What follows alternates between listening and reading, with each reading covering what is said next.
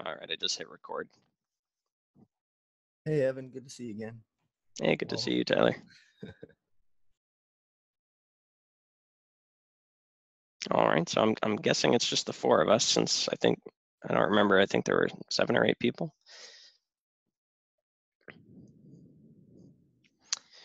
Well, so I will be happy to get us started. Again, if anyone has any questions, feel free to ask throughout the process. But yeah, it's pretty simple. So what angers me about or frustrates me about today's political world?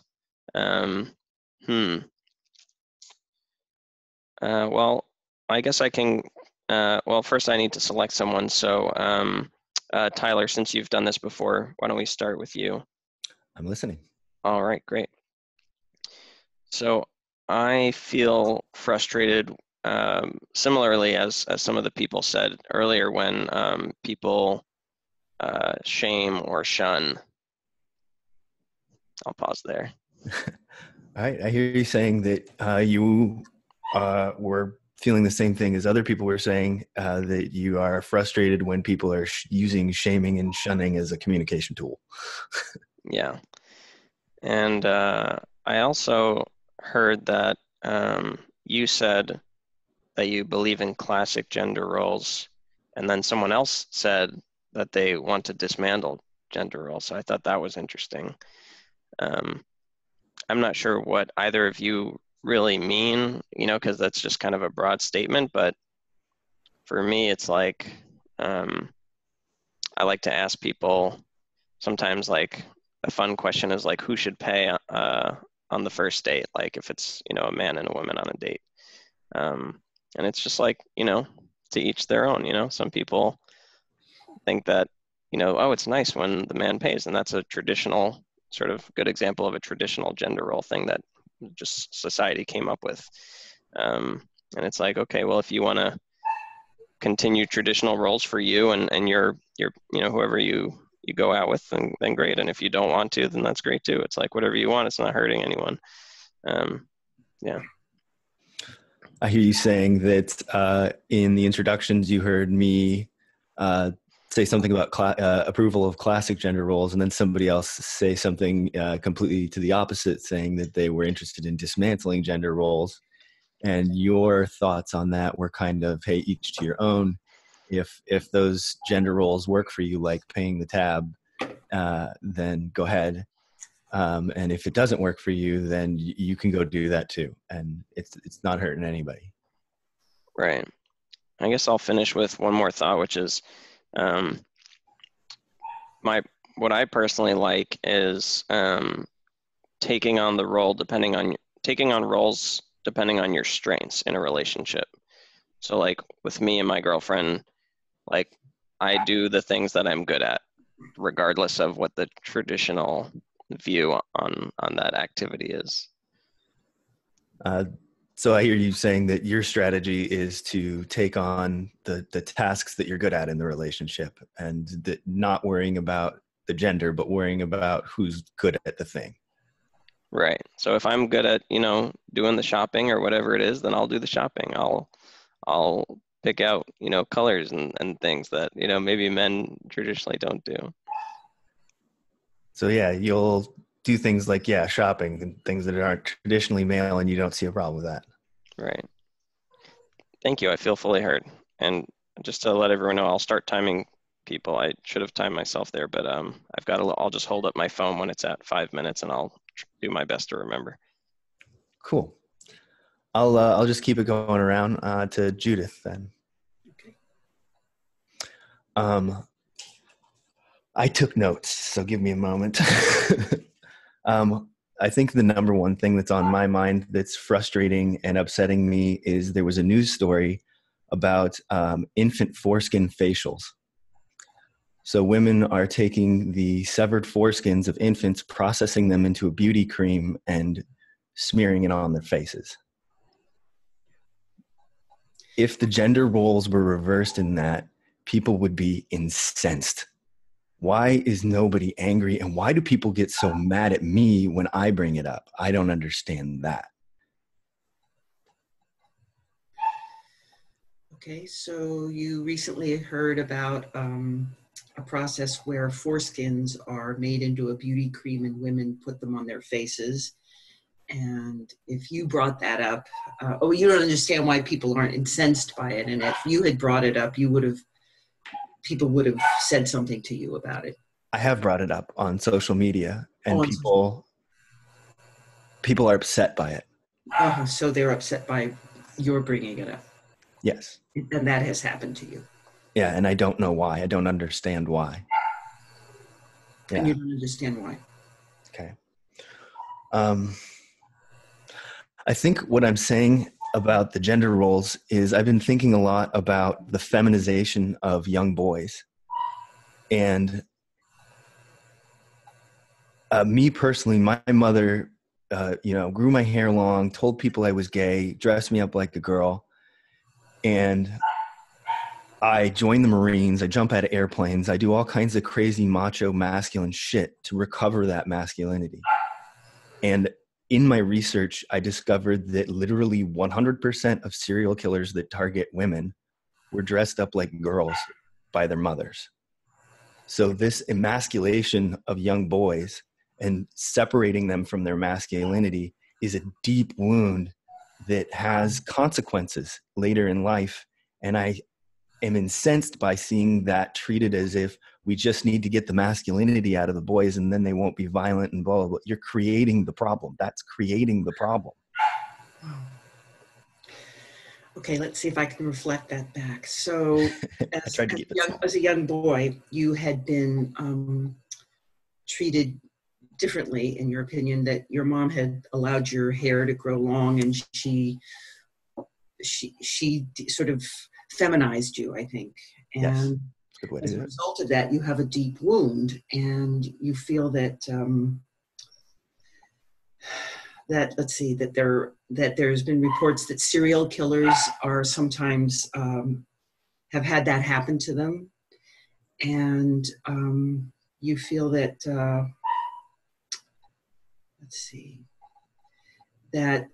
that you joined the Marines and that you've really trying to reclaim your masculinity, and that and then I'm lost after that. Sorry. Well, the way that I see that in the current political sphere is coming from feminism, sort of saying that masculinity as a whole is bad, and that they're taking young boys and men and they are feminizing them. And then those young boys and men, they grow up into young men, and that's like the incels. That's what an incel is. You know what an involuntary celibate is? Yeah. Yeah. That's what those guys are. That's a young boy that's been raised female his whole way through his life, and now that he's a young adult male and he wants women to be attracted to him, they're not attracted to him because he's not masculine.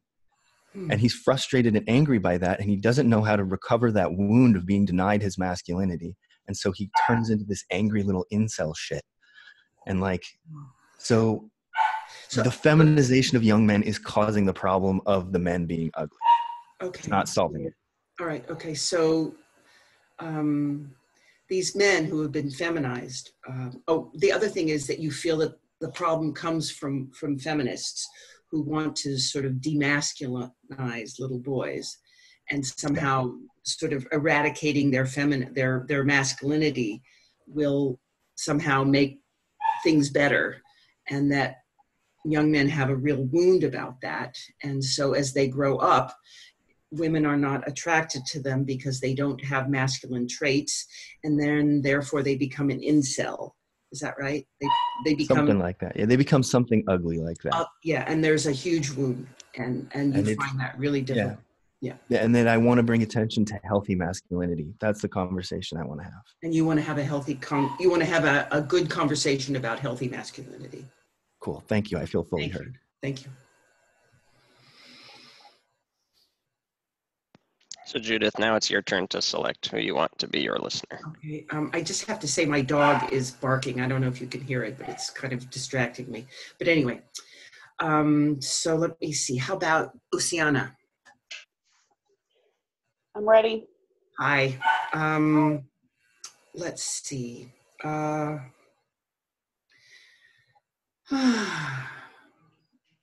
guess the thing that makes me so upset is the fact that truth has sort of gone out of favor. We don't tell the truth about anything anymore. We just nobody says anything. Our president just spouts lie after lie after lie, and there's no consequence. And I don't know how you can raise children in an atmosphere where that's the case. I mean, I'm old enough to know what truth meant and that there were consequences if you didn't tell the truth. So I'll stop there. So you're really longing for more honesty, and when you see the president telling lies and not being stopped, then you feel really, did you say incensed? Or am I making that up in my head? I'm concerned. I'm very concerned. And you remember a time when there was consequences for telling lies, and you're really missing that time period. Yeah, I also think that young people will suffer the consequences of that in the future. And that the younger generation is definitely going to suffer because so many lies are being told right now. Right. Thank you. I think you have some more minutes if you have anything else to say. Let me see.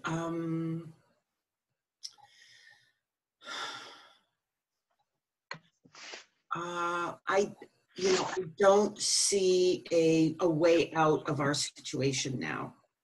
I don't see, I'm sort of, I tend to watch the news quite a bit, and I just don't know where to put my anxiety and my concern. I just, I end up talking about it with my friends, and finally we just get so overwhelmed that all we can do is just give it a rest, because it's just so difficult to just see how things are just sort of coming apart. So everything feels really hopeless, and you talk about it with your friends, but eventually you all get overwhelmed and have to stop, but there's no resolution or change that happens in the conversations that you have, and it's really disheartening and scary. Yeah, it's funny. One time, I think it was on the day that Trump was elected, I was in an Uber with a guy who had been born in West Pakistan. And, he's seen way more corruption, and his government has fallen, and, terrible things have happened. And one of the things he said that really gives me hope is he said, the United States is strong enough to be able to withstand this period of our history, which gives me hope. And yet I still can't believe that there are people who will accept the outright lies that are passed off as truth in our government. So there's moments of hope, but then you're still in shock that the lying is being accepted without nobody is stopping it. And is there? Right. Yeah. Thanks. I think I'm complete. Okay.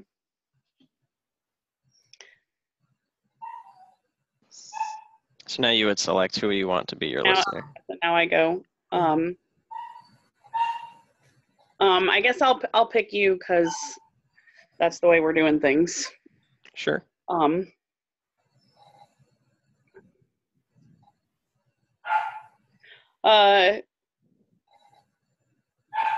don't know. There's so much that I would like to be heard about, but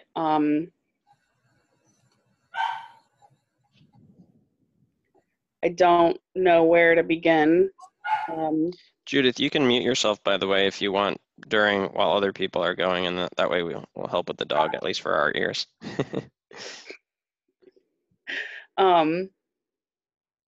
I guess one of the big things that is on my mind a lot is that I'm raising I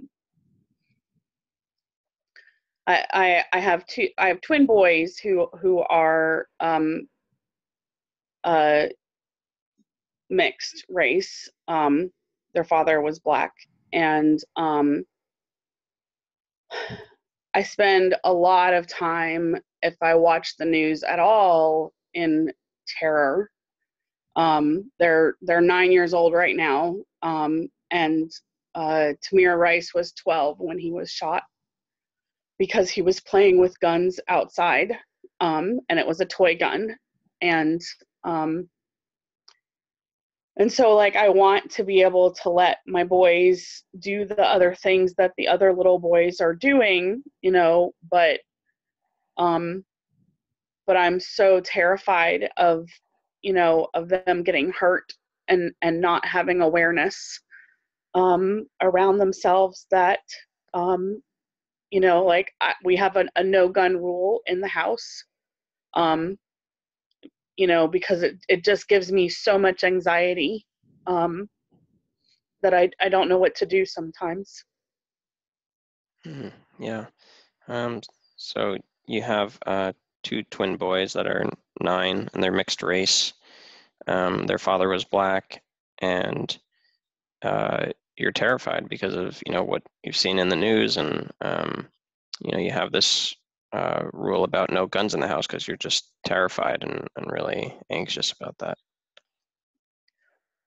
And I guess that it's hard because I want to give them space to be who they want to be, and you know, I see other people letting their white children play with guns, and you know, and being okay with it and not being terrified, and there's this I guess there's some anger and resentment that they don't have to be scared the way I'm scared.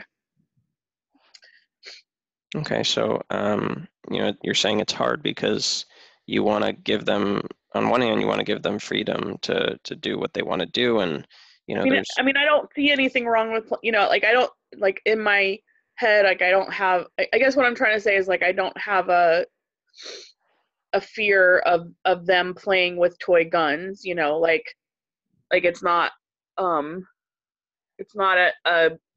existential you know, issue for me. It's like on the level of it's like I'm worried about their physical safety in the moment, you know. Okay, so it's not an existential issue. You're just worried about their safety. Yeah. In the moment. Okay. Is there more?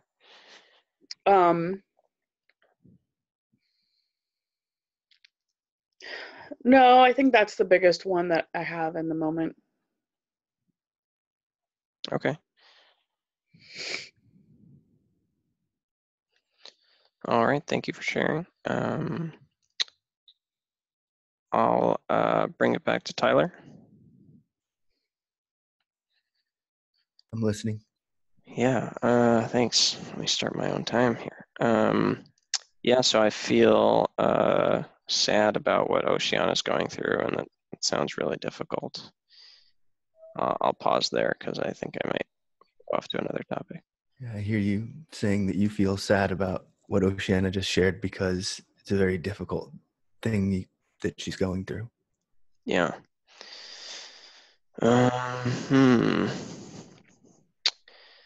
Yeah. I also agree with what Judith was saying, and sort of the similar feeling of just like overwhelmed by society, just having to deal with, you know, like this dude as our president with like all the lying and everything. At least the lying that seems to have been documented by various sources and fact checking. Yeah, I don't even know where else to go. So I think, yeah.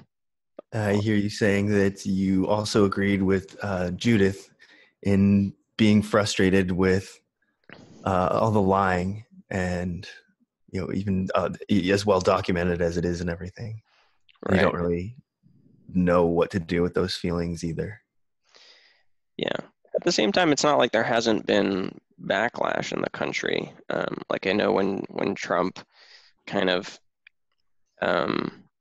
said I can't remember exactly what he said, but he said something in a conference with Putin, and something along the lines of, we don't know if it was Russia, after our intelligence was like, it's definitely Russia. And then the whole country was like, what? You just totally sold out to Russia, like in front of everyone.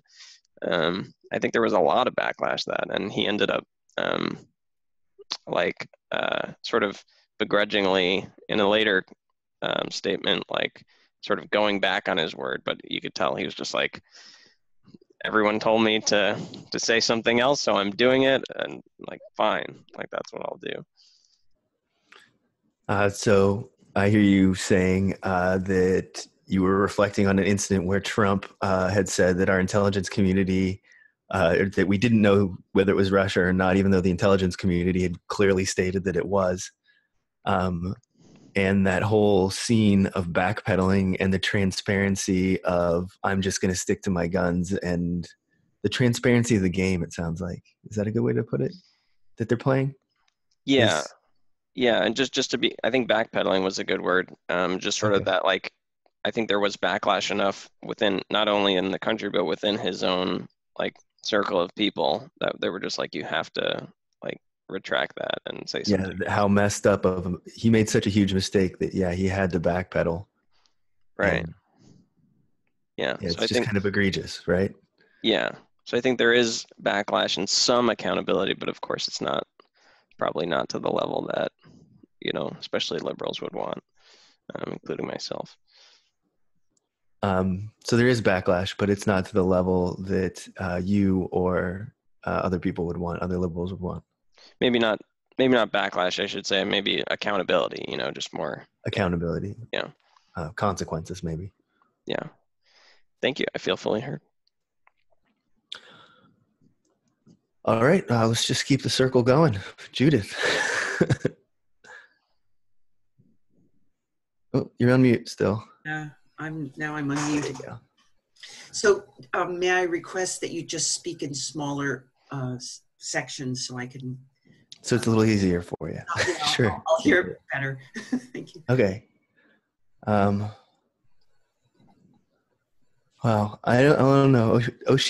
What Oceana said was really, it's emotional for me. And you see somebody who's really feeling that. And I served 7 years in the Marine Corps Infantry. I did 2 combat tours, and I know a lot of cops. And I think I'll just stop there for a second.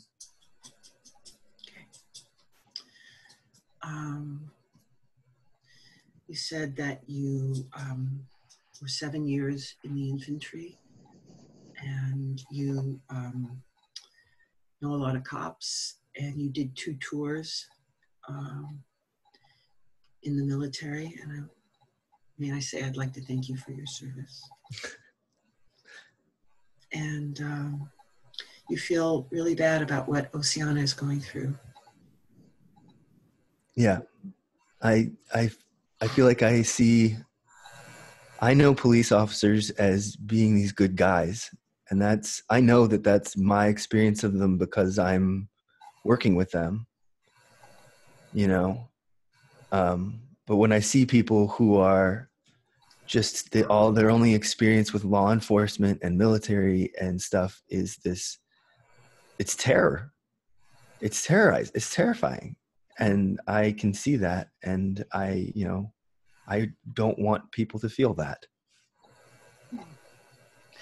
So, you know a lot of policemen, and you feel comfortable with them and understand them.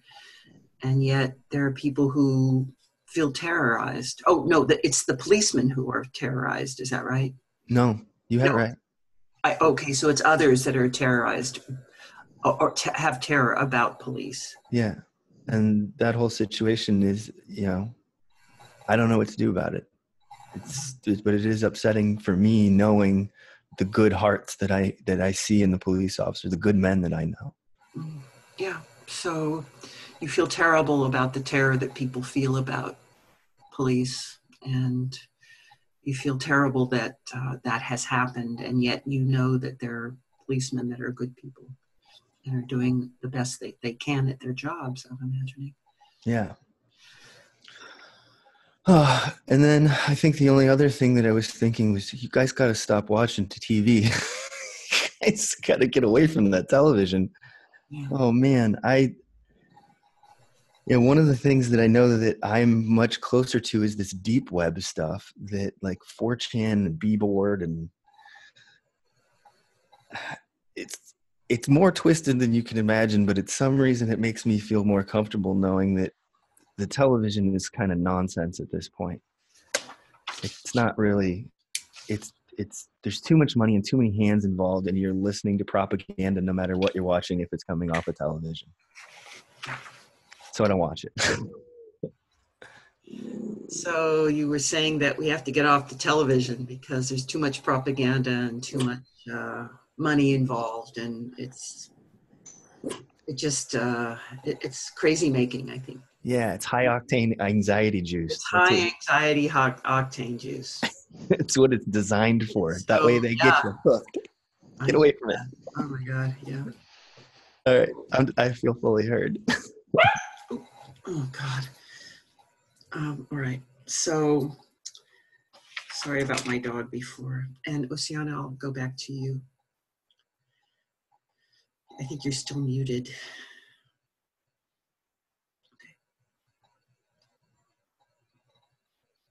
Apologies for the interruptions.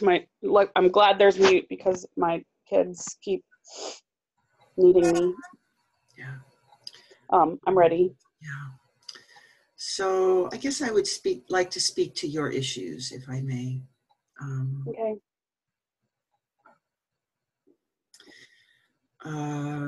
I can't even begin to understand your terror, but I do know something about it, only because my son-in-law is African American, and he tells me what that's like. And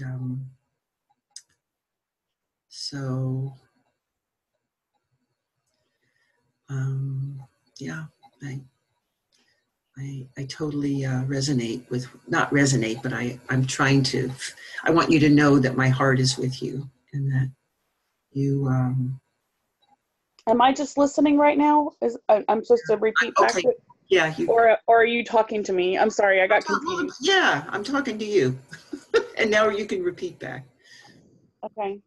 So you're a family member is African American, and he has described the issues that he has had to face, and so you have some awareness, and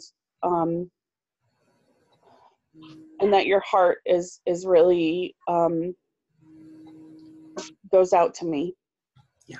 Around the issues of terror. Yeah. Yeah.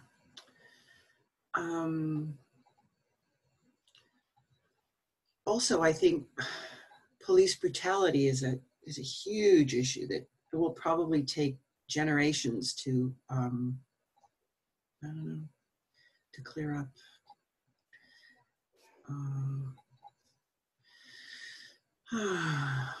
Yeah, I also am feeling really grateful for hearing everybody's your points of view. And let's see. So, yeah. Go ahead. Okay. So, yeah. So you have a sense that working through the issues of police brutality are going to take a long time to work through and fix, and that you're having gratitude for just hearing about the experiences of other people in this circle. When I was younger, I lived in England, and I remember what was going on in Northern Ireland. There was between Catholics and Protestants, and they were shooting each other up, and they managed to get through it. And so I don't know how we are going to get through, our difficulties, but I still, again, I have hope that if we have good leaders, that we can all heal.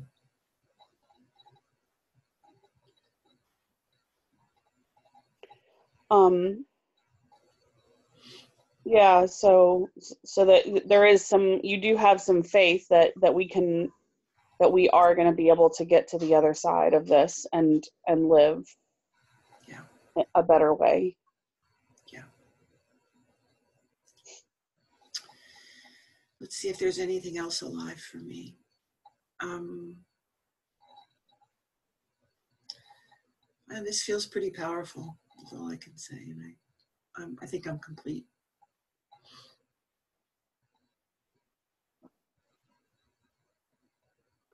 Thank you for speaking.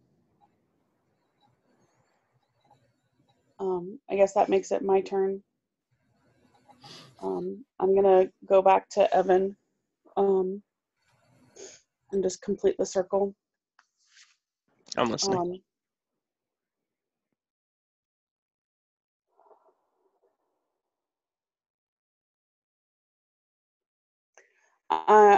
I'm feeling gratitude for having been heard. I and seen, and since this is my first circle, I didn't have awareness that it was okay to respond to people, and I guess I have a desire to sort of respond to something that Tyler said on his first time period about foreskins and women rubbing them on their faces, and I'm completely and utterly grossed out by that. And not only am I not grossed out,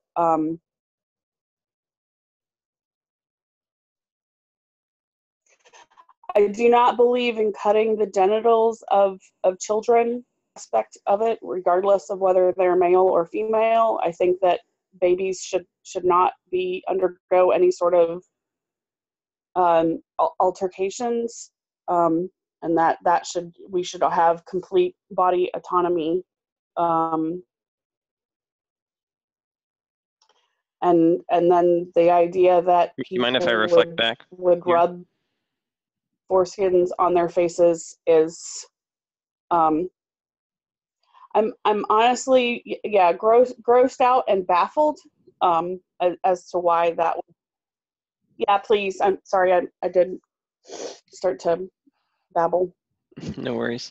So you're saying how you feel gratitude and appreciation for, being heard and seen on what you talked about, and then you also didn't realize that you could talk about what other people have talked about in the circle since it's your first time. So you wanted to then respond to something Tyler talked about, which was the foreskins being used for a face cream and how utterly grossed out you are by that. And that you also believe in complete body autonomy and that we shouldn't be, doing any cutting of near, or on genitals of babies. Yeah.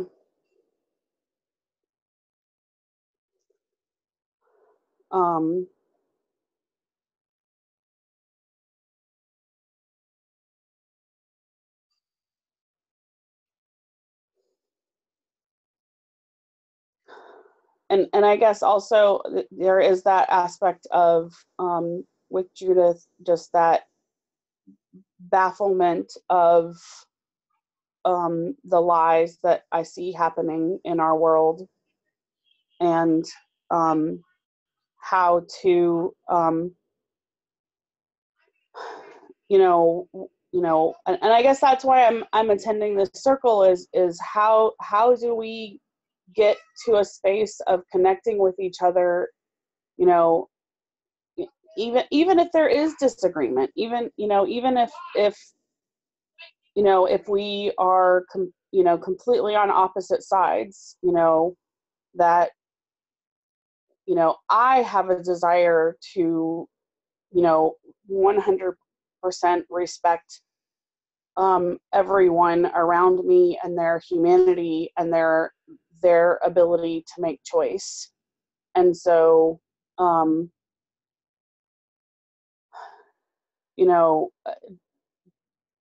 and I guess just wanting that to see that more in the world as a generalization.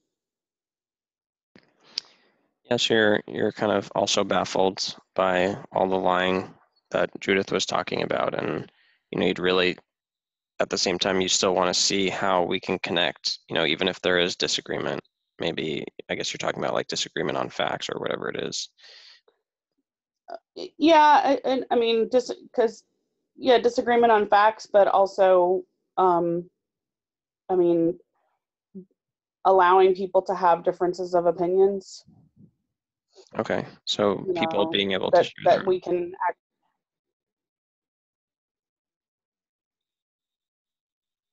Oh, sorry, go ahead. Is there more? Is my phone? No, my phone froze, and I think. Okay, well, you're saying how it's also about people being able to share their own opinions. So I'm assuming you responded, but I didn't hear it. Okay, yeah, I think we're a little desynced. I think it's a little choppy. Can you hear me now? Right, yeah. I can. Okay. Yeah, so you're saying how it's also about people being able to share their own opinions.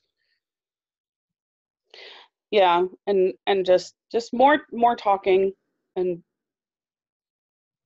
Yeah, so you want there to be more dialogue. Mm-hmm. Okay. We're past the time, so I'll switch to my turn if that's all right.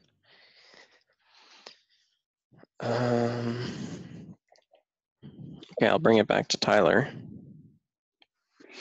So the circumcision issue is certainly an issue I've wrestled with for a long time, especially as a Jew. That's what my people do. We're the people of the knife. No, I'm just kidding. Yeah, it's really tough. Maybe I'll pause there. I hear you saying that you've struggled with the circumcision issue, especially as a Jew, it being a Jewish tradition. Yeah, at a certain point in my life, when I first grew up, I was like, yeah, circumcision, like that's the way. That's what I learned in the Bible, and just what everyone around me was very adamant about. Like, this is what our people do. This is the right thing to do. It's it's our tradition. That's what I grew up with. So you grew up with it as a tradition and as a positive thing and as the right thing to do. Right. And that there are also benefits to it too, like from a, that I heard about from a more of a logical approach, like that it helps you be cleaner and things like that. I can't remember what else there was. And you've also heard the positive benefits of circumcision, such as cleanliness. Right. And I think later in life, as I sort of broke away more, I was like, wait a minute, I didn't have a choice in this. And I learned more about the pros and cons of keeping your foreskin, and that there, could be more pleasure involved when you have your foreskin. And yeah, as you grew older, you started to question it and learned what had been taken from you. Mm-hmm. And with the way I've been practicing my communication, I don't like to judge what is right and what is wrong. I believe in negotiation and making requests. So, so I think that, yeah, that would probably be a request of mine, is for people to maybe not do that to my any potential future children. So I hear you saying that you try to be careful in your communication, and instead of drawing the hard line or making a demand, you make a request, and you request that they not do that to your children in the future. Yeah, at least that's where I stand right now on the topic. I hope my mom doesn't watch this. At least that's where you stand right now, and you hope your mother doesn't watch this. Thank you. I feel fully heard. You're funny, Evan. Thanks. Yeah. Okay, I think I'll just keep the circle going. Right back to Judith. Yeah, the circumcision issue. I had a very similar experience as Evan in believing that it was a medical necessity and that there was some advantage to it. And then in later life, I learned what had been taken from me, and I felt a loss, and there's pain there. I'll stop there. So you're in the same situation as Evan, and that you began to realize what you had lost, and there's pain there. Is there anything? No, that's it.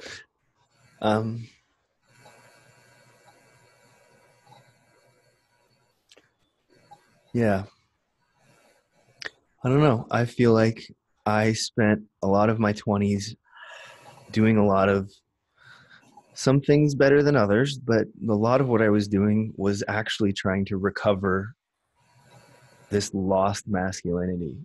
And I see a lot of those behaviors being labeled as toxic masculinity, and I see a lot of these male spaces being closed in on and taken away. And it seems like those were exactly the things that I needed to arrive at a place of healthy masculinity. That I needed the conflict. I needed I needed to fight with other boys and to roll in the dirt and to, test my limits. And,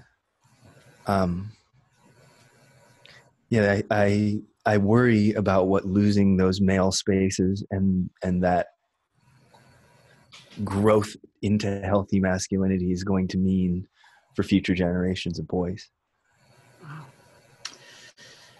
So you still are struggling in your 20s with trying to reclaim your masculinity, and you feel that that not allowing boys to roll in the grass and fight and do all the things that young men do instinctually, being denied them doesn't allow them to evolve into healthy men, and that somehow that masculinity has been identified as toxic. And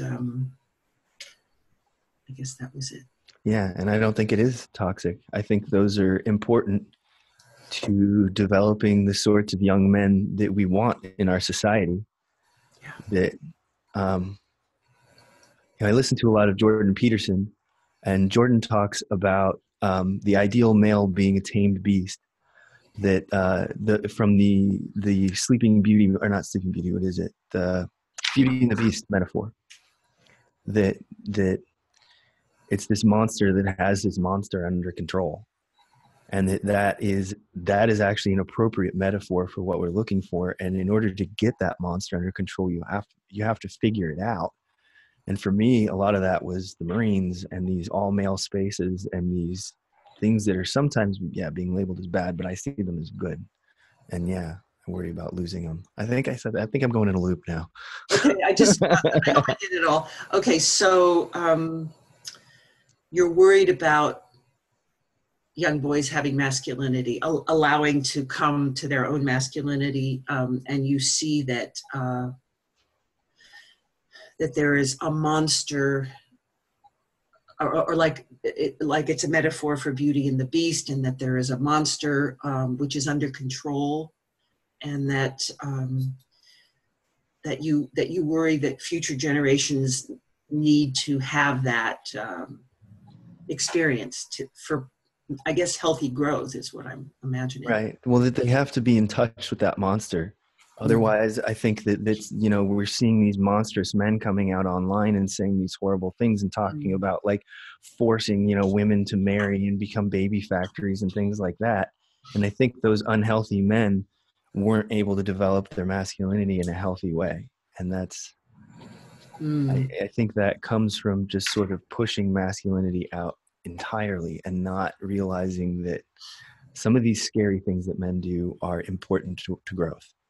Yeah. So you think that the people that you see online saying things like forcing women to become baby factories, you think that's as a result of young men being denied their masculinity? Yes. Cool. I feel fully heard. Thank you. Well, okay. Oceana, you want to unmute? Okay, I'll wait. Yep, I'm ready. Okay, so it's really interesting because, you know, I'm an OB nurse, retired, and I've seen many circumcisions. I mean, I've prepared babies for circumcision. I've also seen women who've had female circumcision. And I even, in some ways, through my training, feel that a circumcised penis is more attractive than an uncircumcised penis. And I'm Jewish. So it's like I'm the conservative, you know, so I get what it's like. And I've lost you. Oh, I'm sorry. How so? Oh, we're freezing, I guess.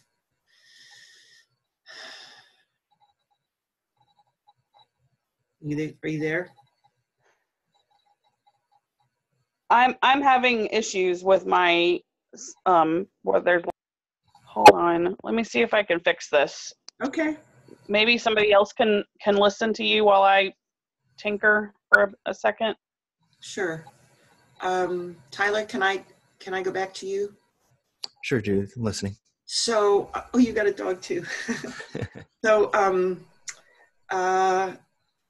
I feel like the conservative on the circumcision continuum. I heard you saying that you are a nurse and that you an OBG, and you have you have prepared babies for circumcision and witnessed circumcisions and even seen females that have been circumcised, and you feel like the conservative on that issue. Only in that's my background. You know, that's what I'm from the medical model, you know. Apparently in the United States, we're the only country in the world that circumcises, you know, other than for religious reasons. So, and I also would like to respond to something about what you said about men who feel that women can be baby factories, that sort of thing, or that the reason that they're unhealthy is because they've been demasculinized. And I think it also includes another factor, which is that they may have been abused, or they may actually have been forced to be hyper male by their fathers, you know, who feel that they need to play basketball or, you know, football and follow in their footsteps. So I think anyway, I'll stop there. So, there were two thoughts. I'm going to start with the second one. I hear you saying that your concern is that the men that think those sorts of possessive, objectifying ways about women, that also that can be caused by over masculinizing, by fathers forcing sons to become these macho men, and that's another way that you can get to an evil person like that. Or possibly, yeah, go ahead. And the first thought was that your background, this is your background, the medical model. This is what you know. And you're aware that America is the only country that does it. You're aware why. And yeah, you believe in it, I guess. Well, I'm open to I see where the normalization of that comes from. Okay. So yeah, you see where the normalization of circumcision comes from in America as a medical thing. And I feel that people certainly should have the choice to do whatever works for them in their life. And yeah, you feel that people should have autonomy. They should be able to make the decision about their own life. Yeah. So it's a really funny position to be in. Yeah, I hear you saying it's a funny position to be in. Yeah. But I don't, anyway, yeah, let's see.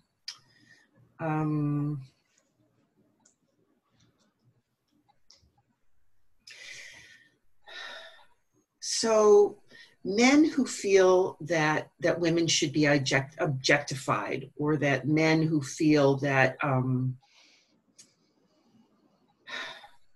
that they shouldn't be able to control their bodies. Boy, that's a big issue. Wow.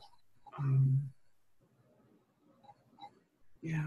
Are you saying that, yeah, men that want to control women's bodies and want to have essentially mastery over women is a big issue? It's a big issue, yeah. It'd be interesting to hear others speak to that issue. Anyway, I think I'm complete, and thank you. How should we do this, Evan? Well, Oceana, did you like get back? I think I'm back. Yeah, she looks back. Okay. It seems like I've got it worked out for now, hopefully. Okay. So yeah, we can just continue as normal and select whoever you like. So I'll go again. Because it feels like I'm gonna get 2 turns. If that's okay. Yeah. Okay. That's fine. I'll just speak to Oceana then. Okay.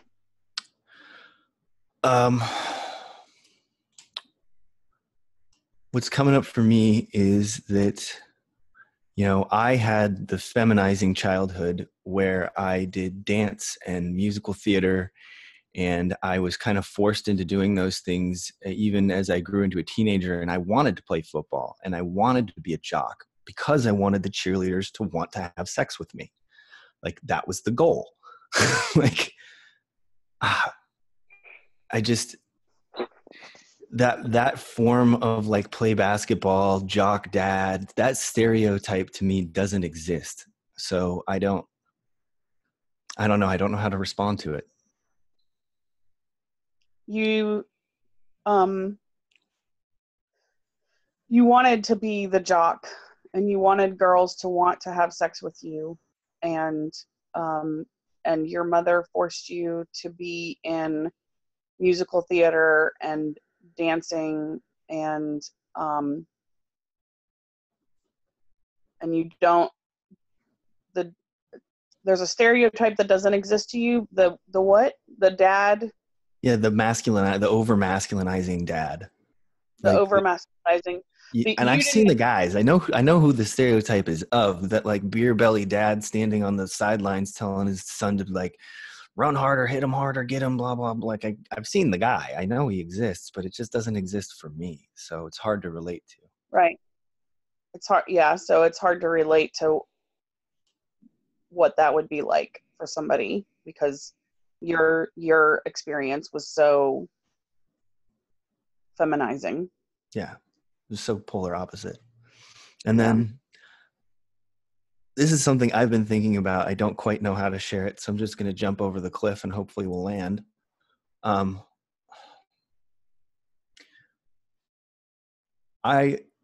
There is something inherently dominant and submissive about a sexual relationship, just like naturally. And I have had women tell me that they request for the sexual treatment of me to literally treat their body like a sex toy, that they like that when I throw her around and do what I want with her, that's a request from the female. And so it's, yeah, I don't know how to reconcile that with the objectification stuff. I've been thinking about that a lot, that I don't know where the line is there. It's confusing, I guess. Yeah. Yeah, so there's a lot of confusion when women are telling you, I want you to throw me around and treat me physically rough. Well, not rough, just like gently controlling, but still there's a control issue there. There's that they want me to be in command and kind of make the moves, and they want to be the passenger. Yeah. So there's confusion when women are telling you that they want to be the passenger and they want you to be in charge. In reconciling these other concepts that are yes, that are contradictory. Yeah, they seem like contradictory concepts to me, and I don't know. This is why I really appreciate Jordan Peterson's work, because it is talking so much about our nature and recognizing that these things aren't just societal constructs, but that they are at some level deeply ingrained into us. And it doesn't mean we shouldn't work to be better than our nature, but it does mean that we should recognize that some of these things are part of our nature, and some of them make us very uncomfortable to talk about. Yeah. So it's hard talking about all of these things because there's so much that is assumed in society, and we're not comfortable talking about them out loud. And it's unclear what is biology? Well, how much of it is our natural drives that we've been doing for hundreds of thousands of years in order to survive as a species? And how much of it is a societal construct of a tyrannical patriarchy that needs to be reformed? I don't know where that line is. Yeah, so you're trying to figure out what's biology and we just need to accept versus what's societal construct and needs to be quote unquote fixed. Yeah, reformed. Yeah. And that I wouldn't say that we need to accept the nature, but that we need to learn to work with our nature. That, oh, sorry. Okay. Yeah. I'll be done. Thank you. Can I reflect that one piece about wanting to learn how to work with our nature? Yes. Okay.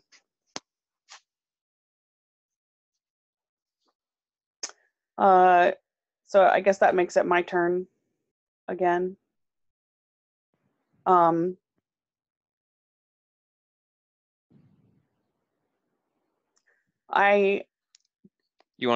just want to select someone first.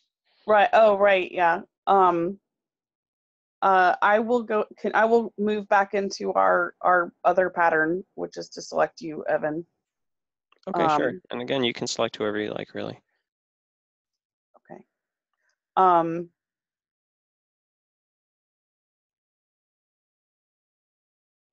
I guess where I'm at right now is I'm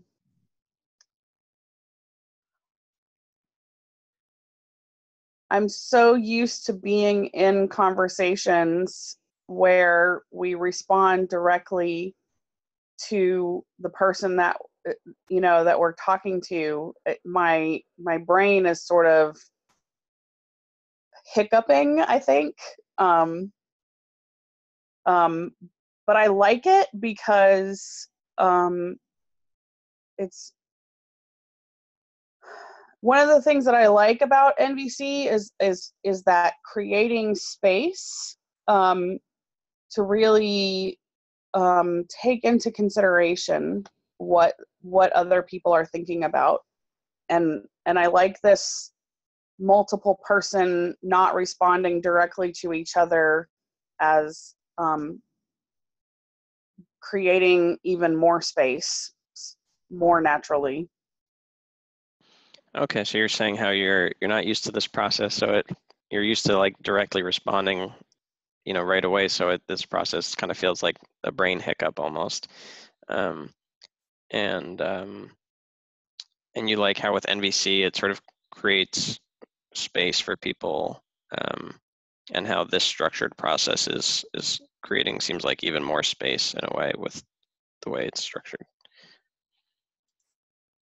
Yeah. I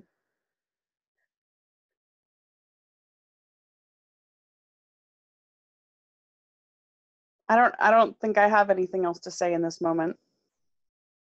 Okay, so you're feeling like you don't have much else to say in this moment. Yeah. Okay. Let's see. I'll bring it back to Tyler then. Staying busy. Cool. And I guess maybe I'll just mention now that I think at 11:45, that's when we get sort of pulled back into the main room and sort of debrief, just kind of go around and say like a conclusion statement. I'm not reflecting that. Yeah, no worries. That's just to the side. Okay, so I have two things that I was trying to save. I have abortion and foreskins. Okay, so oh yeah, there was something I wanted to say about foreskins. That was just sort of random, but I forgot to mention this in my journey when I was just sort of researching about that. When I was sort of thinking about like, hey, I didn't have a choice in this. I found this website.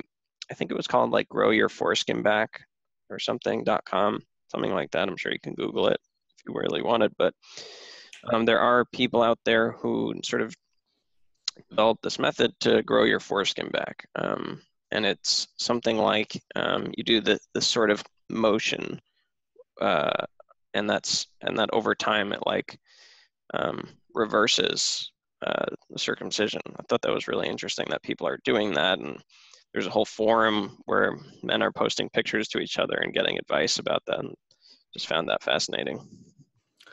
So I hear you saying that in your research about circumcision, you came across a website that was all about restoration, and there are men out there that are trying to find ways to essentially regrow their foreskin back, and you found that pretty interesting that exists.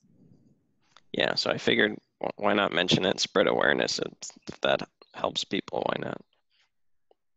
So yeah, you're mentioning it here too. Yeah, just to let people know, spread awareness. Right.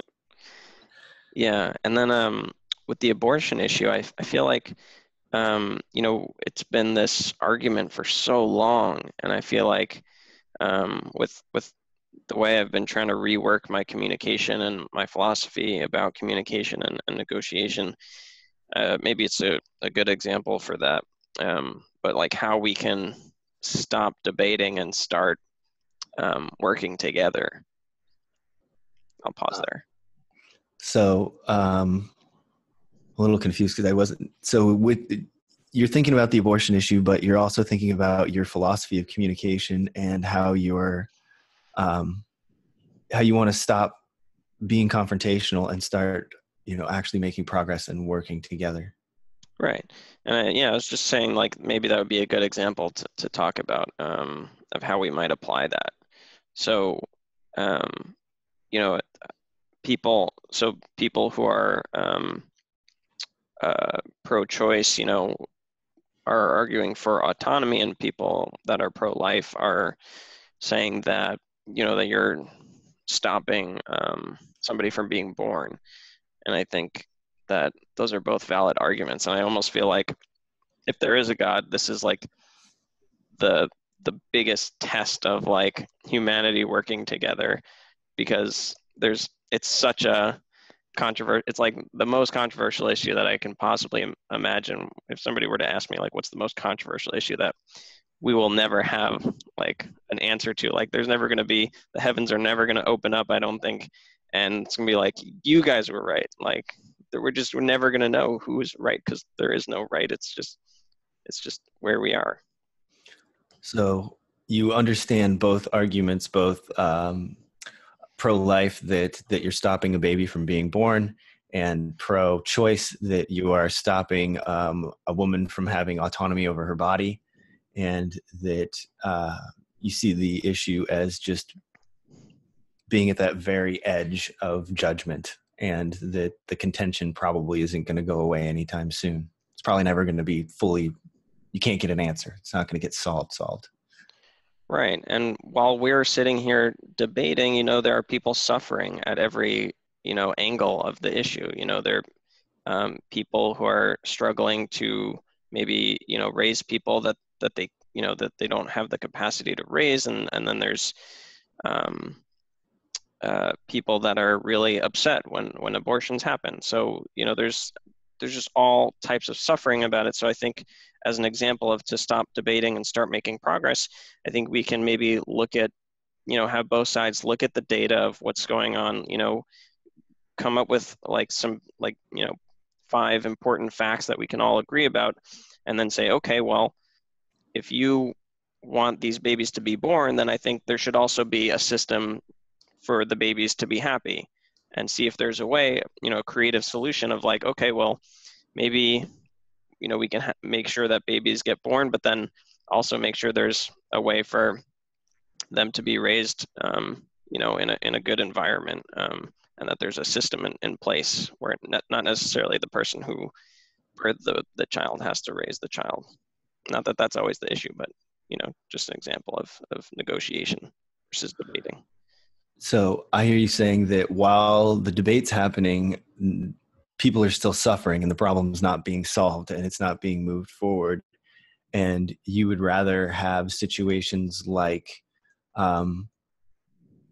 being able to have an amicable discussion. So, okay, you can't raise the baby, then the pro-lifers are able to come in and find a way that you can, and that's a solution that keeps everybody happy. And those are more attractive to you. Yeah. And just trying to model the process really of just like, you know, creative solutions. And I'm just scratching the surface with just random blabber right now, but I'm past my time, so I'll pass it over to you. All right. Do I need to reflect? Should I reflect? No, that's fine. Okay. We'll try to see if we'll get back to the circle. Go to Judith. Well, with what Evan was saying, I'm aware of the restorationists, but I'm also aware that there's a part of the foreskin called the frenum that you're never getting back. So I'm not interested in it, for one, because it's not real. You're not really regrowing an actual foreskin with a frenum and everything. You're just pulling the skin down over to your penis to simulate a foreskin, and that's just not interesting at all to me. Judith, have fun with that one. Okay. You don't think that trying to recreate foreskin is something that you're interested in pursuing? Yeah, it doesn't seem viable because there's an actual piece of the organ with nerves and stuff that was there that is gone, that you're never getting that piece back, and that's the difference in the sexual organ. And so, yeah, I don't know. Just seems weird to me. Like I've seen documentaries, I've seen stuff about it. I'm aware of it. Yeah. Yeah. Go ahead. Sorry. So you've seen documentaries. You're aware of the how when circumcision happens, that there are parts of the penis that can never be recreated, and so it's not a process that you feel is worth even pursuing, or at least for you. It's not interesting. Then something else that Judith said kind of bothered me, because I've heard this as an argument pro circumcision, that it's essentially that women like a circumcised penis better, and I find that problematic, because then that means we're mutilating male genitals for female sexual pleasure. So it's right back into that category of like beauty cream. It's being done for somebody else's pleasure, and that's not autonomy. So you think that the notion that doing circumcision for women to enjoy, I don't know, to enjoy the look of it more easily, and that's not something that you agree with or feel is necessary. In fact, you're even against it. Yeah, I think it's kind of in that category of like, well, I think women should do this because I find it more attractive. Mm-hmm. I think women should dress this way or talk this way or act this way because I, as a man, think that's more attractive. It's like, well, if that's disgusting, then so is severing a foreskin because you find a penis more attractive. Mm-hmm. So you're equating severing the penis for a woman's enjoy, or because she thinks it looks more, I don't know, looks attractive. More attractive, yeah. You think it's equivalent to, I'm sorry. I'm sorry, I forget what you said. Well, basically that if it's inappropriate for a man to say that a woman should be shaped, their body should be shaped a certain way in order for me to find you attractive, then it's definitely inappropriate to do that with a male penis in reverse. Right. So you feel that if a man should have the say about how women should dress or find them attractive, or even how their bodies should be shaped. That a man says like women's tits should be this big, or women's waist should be this thin, or women's bodies should be shaped this way. Mm-hmm. If that's an appalling thing to do, if that's an inappropriate thing to do, then why wouldn't physically mutilating and modifying somebody's body for your own preference? That's even more inappropriate, because you're not just saying, hey, you should get on the Stairmaster. You're saying, no, I'm going to cut off a part of your body because I like it. So you're equating the fact that if men can say what they want in terms of a woman's attractiveness, like no. It's placing the standard. Okay. If men placing standards on women's bodies is inappropriate, then women placing standards on men's bodies is inappropriate. Okay. So both actions are inappropriate, and it's not fair. Right. And and in order for gender equality to be reached, it needs to be fair in both directions. Mm-hmm. Yeah. So in order for gender equality to be equal, it should go both ways. Nobody should have a say over what somebody else's body has happened to it. Yes. I feel heard. Oh, okay. Thanks. Oceana, you ready for me? I'm ready. Okay. Let's see. Oops. Let me see.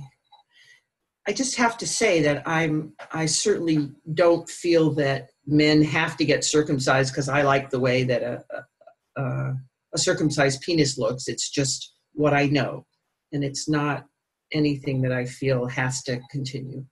So I just want to make that clear that I'm not objectifying men in that way, and it is it's a very brutal experience for babies. But so you want to be clear that you're not making any demands on babies being circumcised because you happen to have that preference, and that there's sounded like some awareness that maybe it was really just that's the way you were trained, and you got used to it, and just that recognition that I mean, as another example, when a baby is born, in the olden days, what you would do is to get the baby to breathe is you would like take your finger and flick the bottom of their heel just to get the baby's lungs to expand and cry. I mean, it's just what was done. It doesn't make it right or that things can't change. It's just, unfortunately, that's the way things are. A lot of things are true in this country because it's just the way things were done. It doesn't mean it's right or that it can't change, but there are a lot of things that are established old norms, and I don't know what to do about that. Yeah, so there's a lot of things that are done that are established and not necessarily right. And one example is, besides the circumcising boys, is also flicking children on the bottom of their feet to make them breathe. Was used to be done too. And probably still is. And possibly still is, yeah. Probably still is. I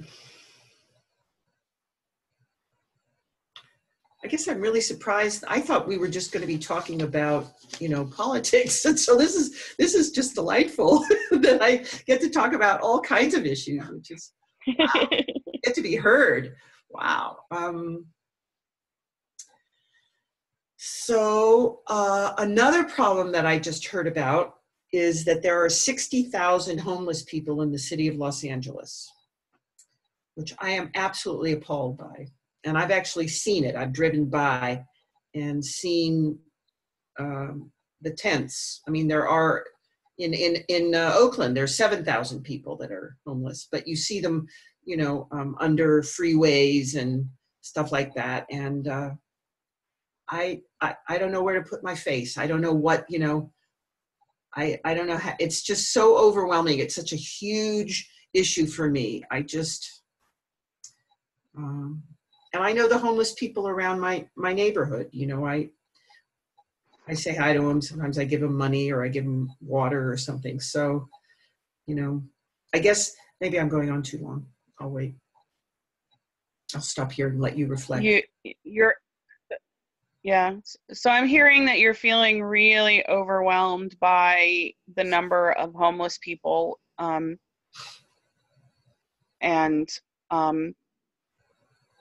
you don't know what to do, and you don't have a lot of hope. Well,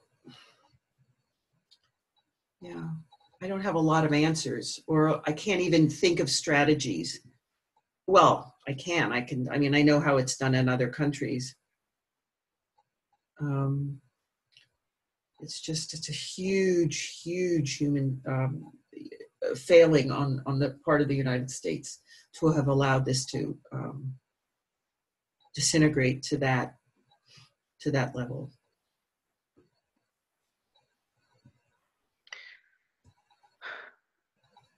So you know that other countries have done a better job at solving the homelessness issue, and it's just you consider it a huge failing on the United States to have allowed it to get this bad. Right.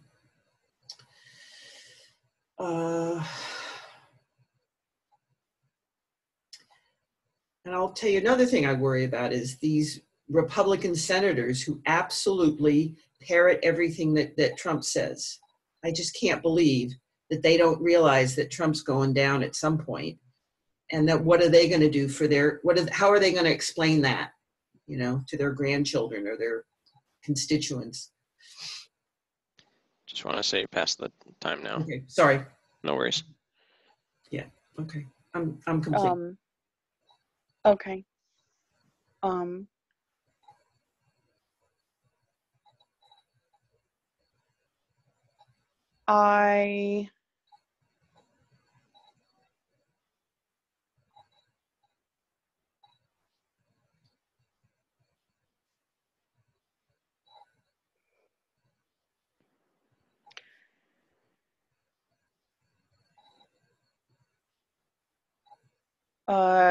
Okay. I have to pick.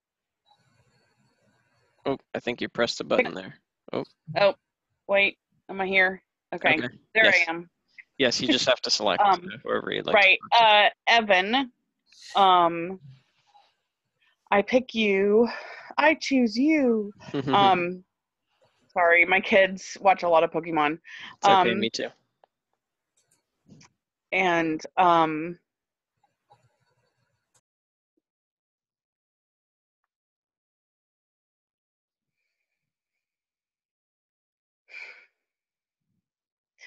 yeah, sometimes it's just the problems in our world. It can be hard for me to pick, you know, one or two things, and that I could actually, you know, be effective in. You know, because I hear about the homelessness, or you know, there's, you know, abortion, or things, you know, and I get overwhelmed about where to put, you know, if I'm going to be an activist somewhere, where do I put that energy, you know, and there's so many things, so many people need help, and there are so many issues, and it does seem kind of scary and hopeless sometimes. Okay, so what I'm hearing is that it feels scary and hopeless because there's just so many issues going on, and it's tough to know where to put your energy, if especially, you know, if you want to be an activist, you know, where do you start? You know, how do I help the world in the best possible way? Yeah, so there's that question of, you know, how do you help in the best way? Yeah. I guess going back to the abortion issue that you brought up, Evan, I guess there's a confusion for me about abortion, because my understanding is that the research shows that, you know, the best way to limit, you know, or reduce the number of abortions happening is to offer birth control. And yet so many people who are pro-life also want to limit birth control. And I guess that's a stumbling block for my brain, and it's very confusing. Okay, so you're saying like how the most confusing issue about abortion is how it seems like the most effective way to prevent abortion is through birth control, but then the people that are pro-life are actually against birth control. Yeah. Well, I mean, just in cities that they have made birth control, you know, free or cheap, and just offered it widespread without, you know, to everybody, the abortion rate does go down. And so I guess it seems to me like most people, as a generalization, don't want abortion. Like, they would prefer prevention, you know, and I, you know, and it's one thing to talk about, you know, oh, well, you know, other people could raise them and there's adoption, but, you know, it seems like a lot of emotional strain to put women through, or a woman through, of carrying a child. And I have 4 children, and I can't imagine giving any one of them up. You know, the connection that is created by carrying another human being inside your body is amazing and intense. And for me, you know, the strength of a woman who can give up a child is amazing to me. You know, but if I'm wanting to, you know, like, if my issue is wanting to prevent abortion, I guess it's very confusing to me that we don't offer, you know, more effective, with less side effects, and you know, and things like that, you know, and free and cheap, if what the pro-life, if people who, not everyone, I don't want to say it like that, that there's a section of people who consider themselves pro-life that do not want women to have access to birth control. And I feel very frustrated about that. Okay. Going past, but I'm happy to reflect back as best I can. So you're saying how in cities where they offer free or cheap birth control, that that's showing that prevents abortion or lowers the rate of abortion. Lowers the rate, yeah. Yeah, and how and then you were responding to what I said about the idea of having women raise the child only to give up the child. It seems like a lot of strain to put on a woman, and also how, because also that's because there's a connection that you develop with carrying a child, and how, like, you can't imagine the strength of someone giving up a child, and you have 4 children. And then, yeah, just coming back to the confusion over that section of people who are pro-life yet anti-birth control. Yep. Thank you. I feel heard. Okay, great. Thanks for sharing. I will, I think actually we might be getting pulled back in a minute here. So maybe I'll just, well, we haven't done really a back and forth, so maybe until we get pulled back, I can just reflect, or I can just choose Oceana again, and then I'll just get interrupted. That's fine. Okay. So I guess I'll just respond about how you're saying how it sounds like you don't like that idea of that I came up with, which was really just, off the top of my head, just an example of how, we could start a dialogue of a negotiation of, like, let's actually do something that tries to appeal to both sides.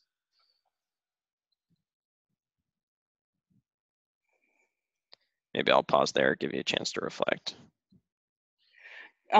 Yeah, so you were just really wanting to, you were attempting at coming up with a solution that would possibly appeal to both sides of the abortion debate. Right, yeah. That's not necessarily, the specifics of what I said is not necessarily what I would actually do. I would want a lot more time spent on it, and maybe get the country involved. Yeah, so this was just off the top of your head, and you would spend, if this were going forward in solution mode, you would want to spend a lot more time and have a lot more people involved. Right. But at the same time, I love that process of that back and forth negotiation. So it's like I said something, I put an idea forth, and you're like, no, I don't like that idea. And then it's like, okay, well, let me try something else, or you come up with something else. And I just love that sort of creative problem solving. I think that's just a really fun process.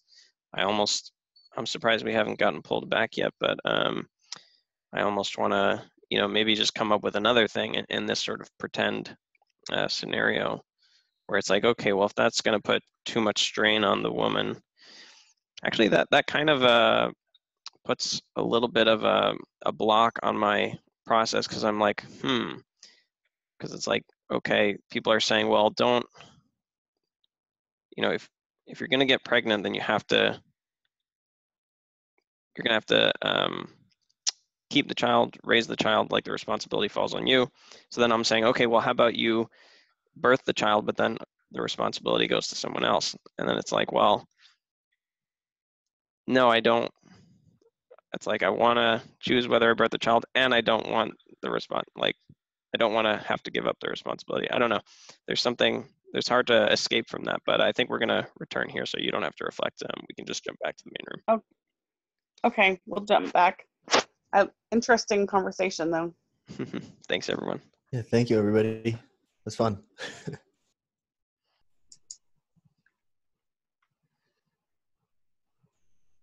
Okay, record. So, Evan, if you want to stop your recording. Oh, yeah.